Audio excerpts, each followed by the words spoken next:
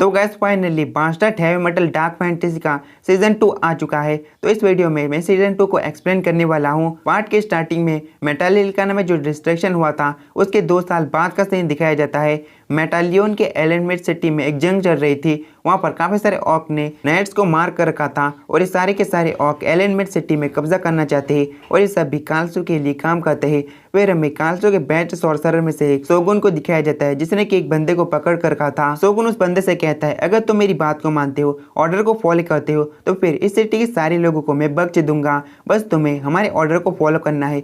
और वो बंदा कहता है, अगर हम लोगों ने ऑर्डर को फॉलो नहीं किया, वफादारी की कसम नहीं खाई, तो फिर तुम क्या करोगे? और सोगुन कहता है, फिर तुम्हारे लिए सब कुछ खत्म हो जाएगा, तुम्हारा परिवार, तुम्हारी जमीन और तुम्हारी सिटी। 2 साल पहले मेटालिका पूरी तरह से डिस्ट्रॉय हो गया था। उस डिस्ट्रॉय में सबसे खतरनाक डार्क स्नाइडर भी मारा गया था। अभी मेटालियन के 90% सिटी हमारे ऑर्डर्स को फॉलो करती है। अगर तुम नहीं मानोगे तो फिर तुम्हारे लिए सब कुछ खत्म होने वाला है। हम लोग तो बस एक शांति भरी दुनिया बनाना चाहते हैं जहाँ पर हमारे लॉर्ड कालसू राज करने वाले हैं। फिर सिन कालसू की तरफ जाता है। कालसू ने गॉड ऑफ डिस्ट्रक्शन को आज़ाद करने के लिए 4 में से 3 सेल को तोड़ दिया था और आखिरी वाली सेल बाकी थी जो कि मेटालिका की प्रिंसेस सिला के अंदर थी।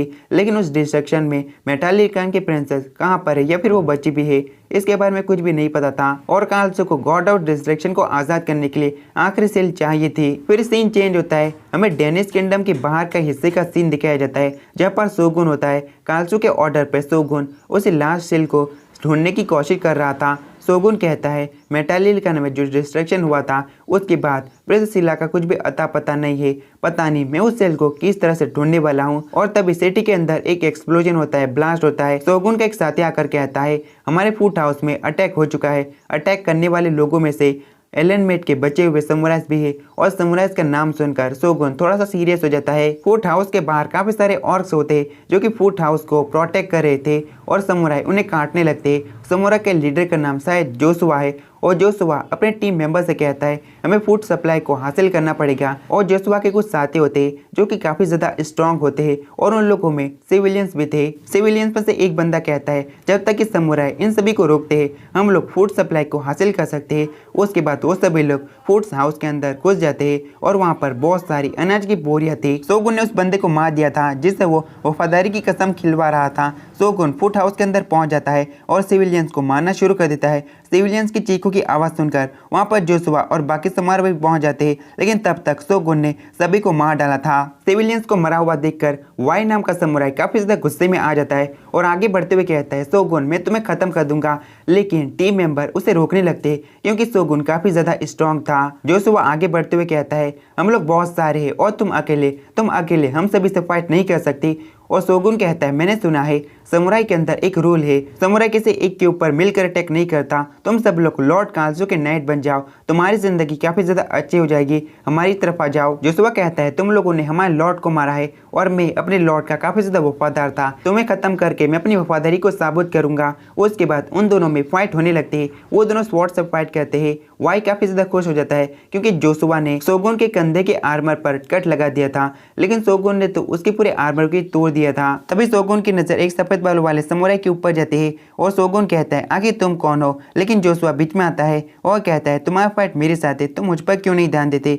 लेकिन तभी यहाँ पर एक लड़की आ जाती है और ये लड़की असल में कोई और नहीं, काई हार नहीं। और काई कहते हैं, समुराई ने अपने लॉर्ड को खोया है और ये बड़ी दुख की बात है, ये सब कुछ मुझ पे छोड़ दो। और सोगुन कहता है, मैंने सुना था समुराई की लीडर एक औरत है, तो असल में वो तुम हो। 3 सॉर्सरर जनरल समुराई के दुश्मन थे, लेकिन तुम इनके साथ क्यों हो? काय कहते किसी खास शख्स के कारण मैं इनके साथ हूँ, अब तुम यहाँ पर खत्म होने वाले हो। और जोशुआ कहता है, मेरे ख्याल से काय सब कुछ संभाल लेगी। और सोगुन कहता है, ऐसा मुझे बिल्कुल भी नहीं लगता, तुम मुझे छू भी नहीं पाओगी। काय कहती, कालसू के मैजिकल पावर से आई हुई ठंड ने पूरी तरह से अनाज को बर्बाद कर दिया है। इन 2 सालों में काफी कुछ बदल गया है, तुम और तुम्हारा लॉर्ड कालसू काफी ज्यादा घटिया है। और सोगुन कहता है, मैं अपनी बेइज्जती सह सकता हूँ, लेकिन लॉर्ड कालसू की बेइज्जती बिल्कुल भी नहीं। और इसी के साथ वो एक जोरदार अटैक करता है। ये अटैक काफी ज्यादा पावरफुल था। ऐसा अटैक सोगुन ने जोशुआ के ऊपर नहीं किया था, इसलिए जोशुआ और बाकी लोग सोगुन की पावर को समझने लगते हैं। सोगुन दोबारा से काय के ऊपर अटैक करता है, लेकिन काय उसके अटैक को ब्लॉक करते हैं और उसके ऊपर पेट्रीफैक्शन स्पेल का इस्तेमाल करते हैं,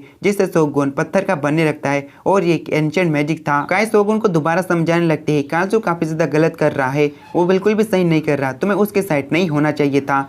और शोगुन कहता है तुम सब कुछ गलत कह रही हो, काल्सो बिल्कुल भी गलत नहीं कर रहा, जिसने दुश्मन को अपनी बॉडी के अंदर जाने दिया था।